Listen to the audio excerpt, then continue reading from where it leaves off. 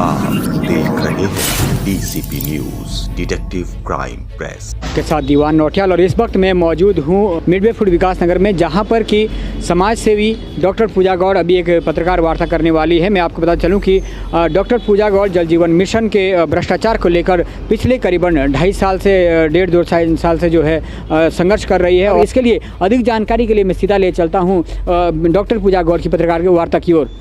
देखिए, सबसे पहले मैं अभी भी आज मुख्यमंत्री जी आए थे और मैंने सुना है कि 18 करोड़ जल जीवन मिशन की घोषणा की है। तो सबसे पहले ये जानना ज़रूरी है कि सिर्फ जो घोषणाएं होती हैं और 18 करोड़ रुपए जो लग रहे हैं वो जनता के ही हैं, उनके ही टैक्स से लगते हैं। लेकिन ये क्या धरातल पे होती हैं योजनाएं? मैं जो अपने गांव का एग्जाम्पल दूंगी, जल जीवन मिशन का सबसे बेहतरीन एग्जाम्पल है। वहाँ पे पानी भरपूर मात्रा में आ रहा है। वहाँ से दूसरे गांव के लिए भी पानी जा रहा है। दूसरे गांव के लिए पानी वही दे सकता है जिसके खुद के गांव में पानी हो। दूसरे गांव के लिए 15 प्राइवेट पाइपलाइन जा रही हैं बगल के ही गांव में, जिससे पूरा विकासनगर, उतने पानी से पूरा विकासनगर पानी पी सकता है। लेकिन फिर भी 16 अक्टूबर की मैं ये बताना चाहती हूँ कि मुख्य जो पेयजल मंत्री विशन सिंह चुफाल थे, उन्होंने योजना कैंसिल कर दी। एसडीएम की रिपोर्ट ये आई कि भाई वहाँ पे पानी पर्याप्त रूप से है, फिर भी नहीं दिया जाए। फिर भी ज़बरदस्ती किस तरह से यहाँ पे नौकरशाह तानाशाह हावी है, वो देखने की बात है।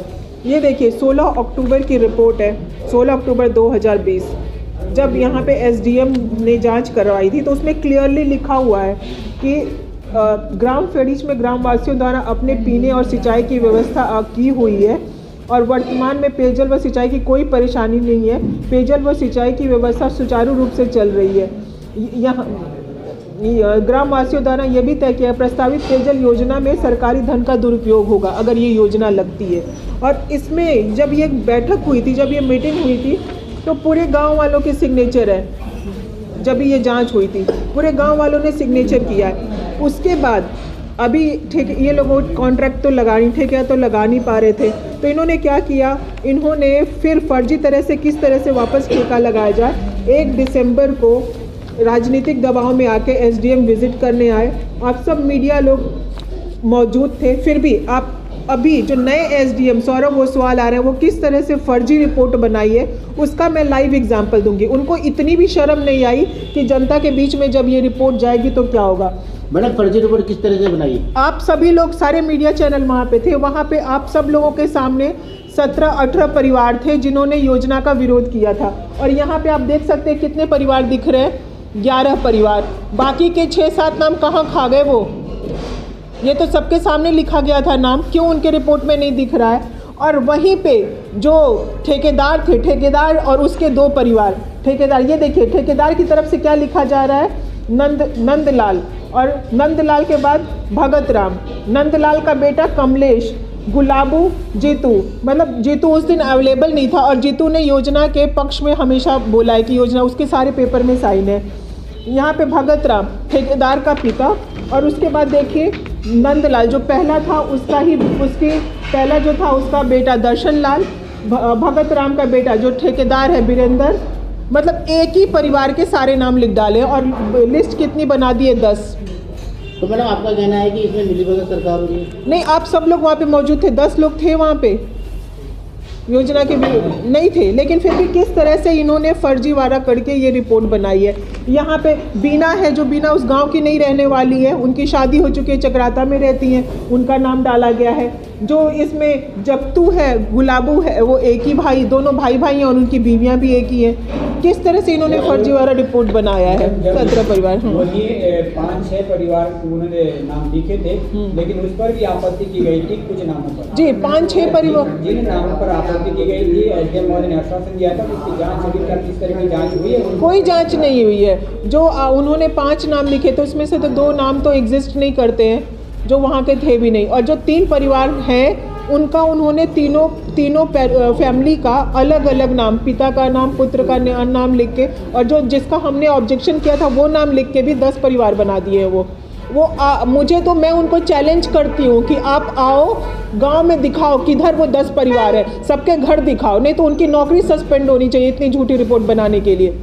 उनको ज़रूर मतलब क्या पैसे खिलाए गए हैं इस रिपोर्ट बनाने के लिए, क्योंकि जो आँख का अंधा ही इस तरह की रिपोर्ट बना रहा है वो एसडीएम होके किस तरह की रिस्पॉन्सिबिलिटी लेते, और वो यही एसडीएम है जो पूरे गाँव वालों के ऊपर 107/16 का नोटिस भिजवाए है, और वो नोटिस भी इतनी फ्रॉड है कि उसमें जो धारा 111 होती है कुछ भी लिखा नहीं हुआ है, इस तरह की वो नोटिस भिजवाते हैं एसडीएम। और दूसरा चीज़ मैं ये बताऊंगी, यही देखिए रायगी गांव के लोगों ने एप्लीकेशन दिया है, साइन करके दिया है। रायगी वहाँ पे मंदिर है, रायगी मंदिर, वहाँ पे लगभग 50 फैमिली सिर्फ रायगी गांव मंदिर के नीचे रहती है, उनको 30 साल से बेचारे पानी को तरस रहे हैं और वहाँ पे पेयजल की कोई व्यवस्था नहीं है। जब हमारे मीडिया भाइयों ने, जब मैंने उनको चुफाल जी को ये लेटर दिया और मीडिया भाई को भी इन्फॉर्म किया, तो उन्होंने जब एसके बर्नवाल से पूछना चाहा कि भाई रायगी के लिए क्या है, तो बोलते हैं रायगी के लिए पेयजल योजना दी जा रही है, जल जीवन मिशन में है, लेकिन गाँव वालों को पता ही नहीं है। तो मतलब ये प्रूफ हो जाता है कि जो भी योजना आती है ठेकेदार को सिर्फ पूछा जाता है, ठेकेदार के हिसाब से प्राकलन बनता है, बेचारे गांव वालों को न पूछा जाता है, न सम्मिलित किया जाता है, न उनको कोई जानकारी रहती है। मैम आपने जो मनरेगा में धांधली बताइए जी, बारे में बताइए क्या है? मनरेगा में धांधली, आप मनरेगा के जितने भी, चाहे वो सुरक्षा दीवार हो या और भी जो काम हो, जैसे आप सड़क बनाने का, जो खड़ंजे बनाने का काम होता है, उसमें 40% जो मटेरियल का रहता है वो 40% ये लोग नहीं देते हैं, ना मटेरियल देते हैं। 60% में ही मटेरियल भी आता है, सामान भी आता है, और कई बार वो भी नहीं कुछ होता है, सिर्फ पैसे खा लेते हैं। वो 40% के हिसाब के बाद भी इनको कमीशन ली जाती है। दीवार आज तक हम लोगों को कंप्लेन दे के 6-7 बार हम लोगों ने डीएम से लेके सब जगह पे, सीडीओ ऑफिस से लेके सब जगह पे कंप्लेन किया, आज तक जो कंप्लेन की हुई उसके लिए जांच के लिए कोई नहीं आया है। प्रशासन मिली भी है इनके साथ? प्रशासन पूरी तरह से मिली हुई है यहाँ पे, तो वो इतने प्रशासन हावी हो चुके हैं कि वो आप देख रहे हैं ना किस तरह की झूठी फ्रॉड रिपोर्ट लगा रहे हैं। तो आप चाहे कोई भी चीज़ ले लो, उनको कुछ पड़ी नहीं है, उनको डर खत्म हो चुका है। आपको आश्वासन क्या मिला था? कोई आश्वासन, वो आश्वासन वो देता है जो काम कराना चाहता है या जिसके अंदर जनता के लिए तकलीफ होती है। इन लोगों के लिए, जनता के लिए कोई तकलीफ नहीं है, ये सिर्फ अपनी जेबें भरने के लिए यहाँ पे आगे हम लोग जहाँ तक भी जाना होगा वो करेंगे। अभी मैं ये सब चीज़ें डिस्क्लोज नहीं करना चाहती, लेकिन मैं उसके उसके पीछे कार्रवाई कर रही हूँ और जल्दी आप सबको उसका दिखेगा रिजल्ट कार्रवाई। देखिए, मैंने जो दोनों प्रतिनिधि हैं, जो चुने हुए प्रतिनिधि हैं, एक तो विधायक, दूसरा जिला पंचायत, दोनों लोगों के पास में गई थी, लेकिन दोनों लोगों ने क्लियरली इग्नोर किया। एक ने बोला कि आप फाइल दे दीजिए, हम देख के बताएंगे। दूसरी ने बोला कि भाई मेरे तो हाथ में नहीं है, मतलब उनको कोई इंटरेस्ट नहीं था, उनको जनता से कोई सरोकार नहीं है। हाँ, ये चीज़ें भले पूछी जाती हैं कि भाई आपका वोट बैंक कितना है, कितने लोग बीजेपी को वोट देंगे, कितने लोग कांग्रेस को वोट देंगे, इस तरह की चीज़ें प्रायोजित की जाती हैं। प्रीतम सिंह जी आए, अभी चुनाव का दौर है तो आपको सारे नेता दिखेंगे, चुनाव के बाद आपको देखिए नेता, अभी चुनाव का दौर है तो सारे नेता भी देंगे, सारी घोषणाएं भी होंगी, आपको विधायक निधि भी मिलेगी, सब कुछ होंगे। नेता आते ही हैं चुनाव के समय, तो उनका यही काम है कि आना और अपना वोट इकट्ठा करना, लेकिन काम धरातल पे क्या हो रहा है वो तो कुछ भी नहीं हो रहा है। मंदिर परिसर पे वहाँ पे अवैध निर्माण हो रहा है, वो भी पीएम आवास का पैसा। आप सोचिए ना, मतलब मंदिर के समिति के लोग भी कहीं ना कहीं गलत कर रहे हैं, कहीं ना कहीं पीएम आवास में उनको पैसे भी, एक तो मंदिर की जमीन, ऊपर से पैसा सरकार का, किस तरह से ये षड्यंत्र रचा जा रहा है। और उसके ऊपर कंप्लेन जाने के बाद भी, रोक लगने के बाद भी ना एसडीएम कोई कार्रवाई करता है, न जो वहाँ का नायब तहसीलदार है जितेंद्र नेगी वो कोई कार्रवाई करता है। वो तो छोड़ दो, कार्रवाई क्यों करेंगे।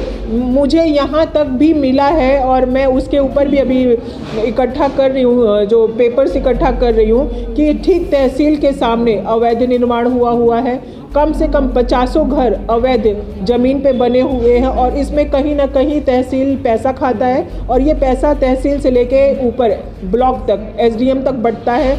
इसके लिए उसके ऊपर कोई कार्रवाई नहीं हो रही है, और उस अवैध ज़मीन पे, जो गवर्नमेंट की ज़मीन है, जो किसी के नाम पे नहीं है, वो कुछ पैसे देके और वहाँ पे आप अवैध तरह से घर बनवा सकते हैं। उनकी मिली भगत है, उनकी मिली भगत नहीं होता तो वहाँ पे निर्माण कैसे शुरू होता। आप अपने घर में, अपने दरवाजे के पास कोई निर्माण करने दे सकते हैं? नहीं करने दे सकते, लेकिन आप मंदिर के परिसर के, मंदिर की ज़मीन पे निर्माण हो रहा है और वो तो वहीं पे रहते हैं, उनको दिख रहा होगा, तो कहीं ना कहीं उनकी मिली भगत है, तभी तो उन्होंने कोई एक्शन नहीं लिया, बनने दिया। उनके ही लोग होंगे जो उनके जानने पहचानने वाले होंगे। इसमें प्रशासन और उनकी मिलीभगत, देखिए ये सारा पैसे का खेल है, बाकी मैं कुछ नहीं, वो पैसे के सामने कोई अपना रिश्तेदार भी नहीं समझता, ये सारे पैसे के खेल हैं। वही तो अब देखिए ना, छात्रा में मैं गई थी, ऑलमोस्ट 4 महीने हो चुके हैं, आज तक डीएम से लेके सीडीओ से लेके सब जगह पे एसडीएम के जाने के बाद न कोई कार्रवाई हुई, न कोई दौरा हुआ।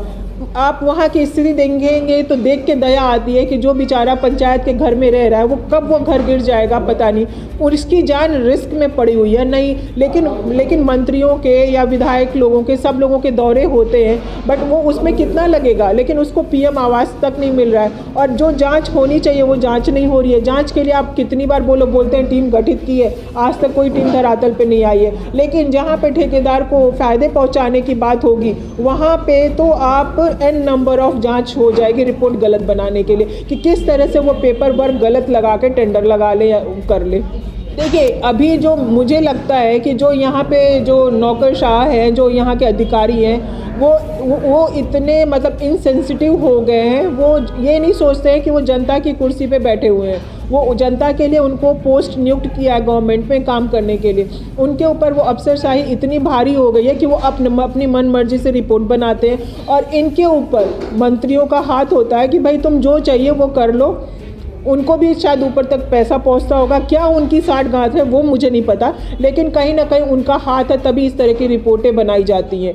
और ये बड़ा दुर्भाग्य है हमारे क्षेत्र का कि इतना सब कुछ सुनने के बाद, होने के बाद भी, अगर जनता वापस उनको वोट देती है, ऐसे प्रतिनिधि को लाती है, तो सही में ही हम, ये उनकी नहीं हमारी कमजोरी है। कहीं ना कहीं हमने आंखें बांध रखी है कि हमें बधुआ मजदूर जैसा बन के रहना है, हमें वही पीड़ा सहनी है, और हमें फिर से उन्हीं लोगों को जिताना है। और 5 साल, अभी तो आपने इतने सालों में देख लिया कि कुछ नहीं हो रहा है, उसके आगे जो स्थिति होगी ना, बद से बदतर हो जाएगी। मुझे तो लगता है कि अभी बहुत सही समय है कि आंखें खोलनी चाहिए। और ये इतना सारा करप्शन देख के कोई ऐसा जो थर्ड फ्रंट आ रहा है, मेरे हिसाब से वो भी काफ़ी अच्छा है कि अगर कोई तीसरा आता है जिसको हम लोग समझते हैं कि वो नेक है और वो भ्रष्टाचार के खिलाफ उसने आवाज़ उठाई है और इस तरह से आगे बढ़ सकता है, तो उसको कहीं ना कहीं लोगों को चुन के लाना चाहिए, मौका देना चाहिए। और जो ये पीढ़ी दर पीढ़ी चली आ रही है उसको जड़ से उखाड़ फेंकनी चाहिए, क्योंकि जब हमने उनको बनाया है तो उनको गिराने का भी हौसला रखते हैं, बट उसके लिए सब लोगों को एकजुट होना बहुत ज़रूरी है। और तमाम रिपोर्टों के बावजूद भी हाल ही में जो एक रिपोर्ट सौंपी एसडीएम महोदय ने, उस पर भी कई सारे प्रश्न चिन्ह उठते हैं, क्योंकि जो खुली बैठक हुई थी एसडीएम के मौजूदगी में, उस पर हम भी मौजूद थे, तमाम मीडियाकर्मी मौजूद था, मैं स्वयं भी मौजूद था। और वहाँ पर योजना के जो पक्ष में थे, जो जल जीवन मिशन योजना की लगनी चाहिए, उसके पक्ष में सिर्फ ठेकेदार सहित 3-4 परिवार थे। उसमें भी 3 परिवारों पर आपत्ति ग्रामीणों ने उठाई थी कि जो कि वहाँ के नहीं थे। लेकिन उसके अलावा 16 परिवार ऐसे थे जो ये कह रहे थे कि हमें जल की कमी नहीं है, हमें जल जीवन मिशन की योजना के अंतर्गत जल नहीं चाहिए। लेकिन बावजूद उसके भी एसडीएम महोदय ने जो है कहीं ना कहीं जो रिपोर्ट दी है उसमें बहुत ज़्यादा अनियमितताएं देखने को मिलती है। जहां जो पक्ष में जो है वो 10 लोग कर दिए गए हैं, 10 परिवार कर दिए गए हैं। अब ये प्रश्न चिन्ह ये उठता है कि क्या एसडीएम के पास इतनी जटिल है ये जाँच निकालना कि आखिर उस गाँव में कुल कितने परिवार है। क्या उस गाँव में जब 16 परिवार वो योजना नहीं चाह रहे हैं तो एसडीएम कैसे वहाँ पर दर्शा रहे हैं कि 11 ही परिवार इस पक्ष में है। वहीं दूसरी बात ये भी है कि अगर इसकी जांच निष्पक्ष तरीके से करने की इच्छा रखता है संबंधित प्रशासन और राजस्व विभाग, तो क्या हम गांव फेडीज के अगर बिजली के बिल भी लें, जो कि प्रत्येक परिवार से एक बिल होता है, उसके आधार पर हम चयनित कर सकते हैं कि वहाँ कुल कितने परिवार है और कितने परिवार उसकी योजना को चाहते हैं और कितने नहीं चाहते हैं। लेकिन कुल मिलाकर 1.5 साल से जो झोल इसमें देखने को मिल रहा है, इसमें कहीं ना कहीं बड़ी आशंका जताई जा सकती है। और बड़ा ही दुर्भाग्य का विषय ये भी है कि समाज सेवी से ने ये भी जिक्र किया है कि जब वो इस समस्या को लेकर, इस धांधली को लेकर वहाँ के चुने हुए प्रतिनिधियों के पास गई, माननीय विधायक और नेता प्रतिपक्ष प्रीतम सिंह के पास भी गई और जिले की प्रथम नागरिका मधु चौहान के पास भी गई, तो कहीं ना कहीं जहाँ मधु चौहान को ये पता था कि हमें उसका पता ही नहीं है, मुझे उस प्रकरण का पता ही नहीं, वहीं स्थानीय विधायक जो है वो ये कह रहे थे ये हमारे हम अभी सरकार में नहीं है या जो भी है हमारे हाथ में इसको हटाना नहीं है। तो अब प्रश्न ये उठता है कि क्या नेता प्रतिपक्ष का कार्य नहीं है कि अगर कहीं भी प्रदेश में गलत काम हो रहा है, धांधलियाँ हो रही थे, उस धांधली के खिलाफ आवाज़ उठाना। क्या नेता प्रतिपक्ष जब वहाँ के स्थानीय विधायक है तो उनका कर्तव्य नहीं बनता है कि वहाँ अगर कुछ अनियमितताएं हो रही तो उसके खिलाफ आवाज़ उठाएं? क्या उनका उद्देश्य नहीं है कि को समर्पित योजनाएं जो है उन तक पहुंचनी चाहिए? आखिर पूरा मांजरा क्या है जो इस योजना के पीछे प्रशासन लगातार टेंडर लगाने की होड़ में मचा हुआ है, जबकि उसके अलावा नज़दीक हम अटाल की बात करें और तमाम और भी गांव है जहां पर जल की आवश्यकता है, जल को लेकर तरस रहे हैं लोग, लेकिन वहां पर कोई संज्ञान ना तो संबंधित विभाग इतना ले रहा है और ना ही कोई सरकारी का कोई नुमाइंदा उसके लिए इतना गंभीर दिख रहा है। तो इस सीधा जाहिर करता है कि क्या इसमें कितना सारा झोल है। कैमरामैन के साथ दीवार नोटियाल, DCP न्यूज़ उत्तराखंड के लिए। आप देख रहे हैं DCP news detective crime press.